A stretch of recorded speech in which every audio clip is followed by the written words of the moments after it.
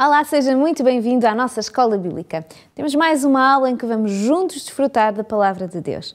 Hoje o tema é muito interessante. Continuamos a estudar este conflito que existiu no céu, que veio para a Terra e que ainda faz parte da nossa vida de hoje. Mas existe uma esperança maior, uma esperança que vem do nosso Criador, do nosso Salvador, aquele que nos virá buscar para nos levar para junto de si. Vamos continuar então a estudar este tema. Para isso continuamos a contar com a presença da Pastora Milu. Pastora Milu, bem-vinda. Olá, obrigada pelo convite e é bom continuar convosco. E porque a nossa Escola Bíblica tem tantas coisas importantes e interessantes, vamos já começar pelo nosso momento especial, o sumário de hoje.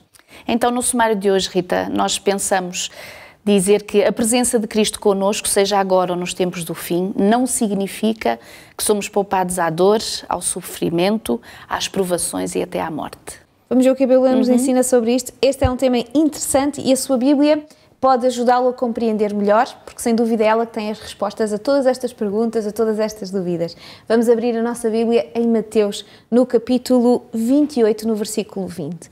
E Mateus 28, 20 diz: Eis que estou convosco todos os dias até à consumação dos séculos. Então, nós aqui vemos que Deus diz que está connosco, que Deus diz que nos acompanha. No entanto, nós olhamos, ligamos a televisão, vemos as notícias e aquilo que vemos que acontece com a humanidade em geral e com os filhos de Deus, não é? Porque frequentemente ouvimos falar de cristãos que morrem às mãos de pessoas que somente por eles serem cristãos os estão a matar. Como é que podemos compreender esta realidade com esta afirmação da presença de Deus? Sem dúvida que este é um dos maiores temas e que nos traz maior apreensão. Se por um lado nós temos a certeza da presença de Deus, porque Ele próprio disse que estaria connosco até à consumação dos séculos, ou seja, até o fim, porque é que muitas das coisas que nós vemos no nosso mundo, quem sabe até muitas das coisas que vemos na nossa própria vida e sentimos e experimentamos na nossa vida, parecem ser contrárias a esta presença contínua de Deus, a este amor de Deus pelas suas criaturas, a este desejo que Deus tem da nossa felicidade, quando muitas das coisas à nossa volta e mesmo connosco parece estarem-nos a privar dessa mesma felicidade. Mas sabes, Rita, para além desse versículo que tu leste, da promessa de Jesus de estar connosco todos os dias até à consumação dos séculos, há um versículo que eu sempre me recordo, que diz aquele versículo, e tu sabes muito bem também, quando o Senhor diz: no mundo vós tereis aflições. Repara que o próprio Deus, na sua amorável benignidade, quando nos manda esta carta, que é a Bíblia Sagrada, Ele não nos quer deixar na ignorância também do sofrimento que eventualmente nós poderemos passar.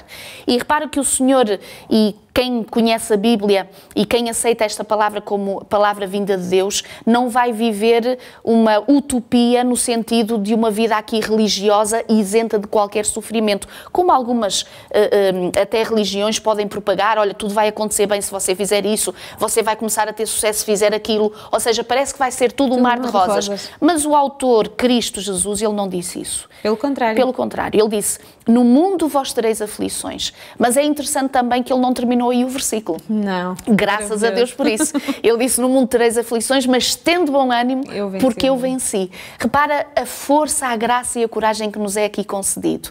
É verdade que há um inimigo que desde então, e quando nós vamos ao livro do Apocalipse, toda aquela perseguição que começa ali, os chamados os 1260 anos, dias proféticos, ou seja, da perseguição da Igreja de Deus ao longo do tempo. Exato. E tudo aquilo que se desenrolou desde então, em que os cristãos, portanto, são perseguidos, em que realmente pela sua fé, pelos seus princípios religiosos são condenados.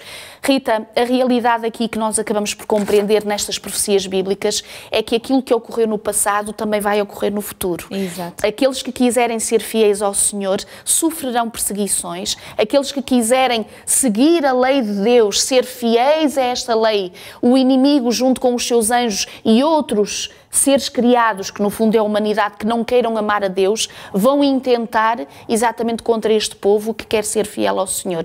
Mas o Senhor sempre teve o seu remanescente. Exato. E terá sempre aqueles o seu remanescente, ou seja, aquele restinho, aquele conjunto de pessoas, aquele povo fiel a Deus, que apesar de todas as dificuldades, apesar de todos os problemas, continuam a confiar e a levar a sério a palavra de Deus. Não põem em dúvida essa palavra de Deus, desejam cumprir essa palavra de Deus na sua vida, porque, como dizíamos na aula anterior, o facto só de conhecermos não é suficiente. Exato. Ou seja, o conhecimento intelectual não é por si só suficiente, tem que haver uma aplicação prática, e a aplicação prática é a obediência que Deus quer. E Deus quer não é para nosso mal, não é para a nossa infelicidade, é exatamente para o oposto. Porque se nós olharmos para a Bíblia e virmos, Jesus dá-nos estas palavras e dá-nos estes conselhos e diz-nos aquilo que vai acontecer quando ele ainda está vivo, quando ele ainda está com os discípulos. Depois ele vai para o céu e os discípulos ficam na terra, os apóstolos, Exato. e os apóstolos vão passar por todas estas privações e por todas estas dificuldades. Uns vão ser mortos, outros vão ver aqueles que são a sua família, os seus amigos morrerem, mas no entanto eles permanecem fiéis e felizes. É verdade. Porque não, a fidelidade a Deus e a presença de Deus dá-lhe a felicidade. Eles estão felizes com aquilo que estão a viver e continuam firmes na fé, apesar de todas as dificuldades. E depois temos o livro do Apocalipse que nos diz: isto que está a acontecer com estes vai continuar a acontecer até um momento. É verdade. Até um momento muito especial. E nós poderíamos perguntar assim, mas como é que é possível, no meio de tanto sofrimento, haver tanta serenidade e tanta paz? E isto faz-me lembrar aquela passagem de Romanos do apóstolo Paulo, no capítulo 8, quando ele diz: que diremos, pois, à vista destas coisas, se Deus é por nós, quem será contra nós? E quando ele continua dizendo: aquele que não poupou o seu filho antes de por nós o entregou, será que não nos dará graciosamente com ele todas as coisas? Quem é que vai intentar acusação contra o Altíssimo? Quem é que o justifica? Quem os condenará?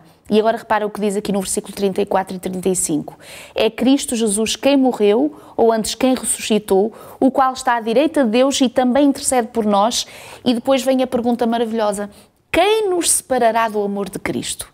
Será a tribulação, a angústia, a perseguição, a fome, a nudez, o perigo, a espada ou a morte? Repara, Rita, como é que é possível?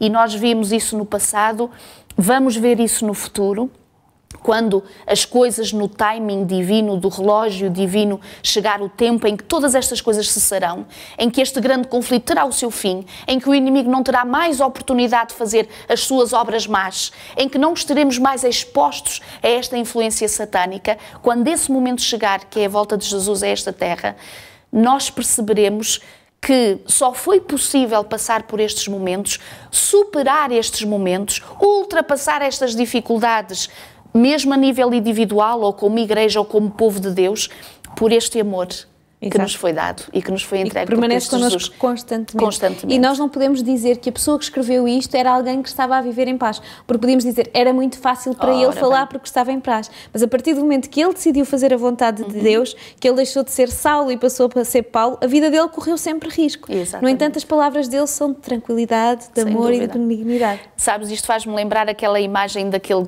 autor que é convidado a pintar um quadro que transpareça a paz, e o que foi escolhido foi uma pintura com um mar revoltoso, com relâmpagos, com chuva, e as pessoas ficaram apreensivas, mas como é que este quadro pode ganhar, em contraste com o outro quadro que estava ali mesmo ao lado, que era um rio sereno, pacífico, um banquinho à beira do rio, uma brisa suave, e perguntou, mas como é que isto pode ganhar em relação ao tema de paz? Como é que isto pode transparecer paz?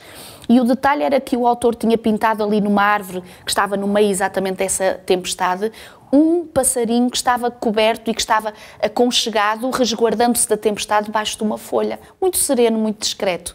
E repara, Rita, isto transparece a nossa vida.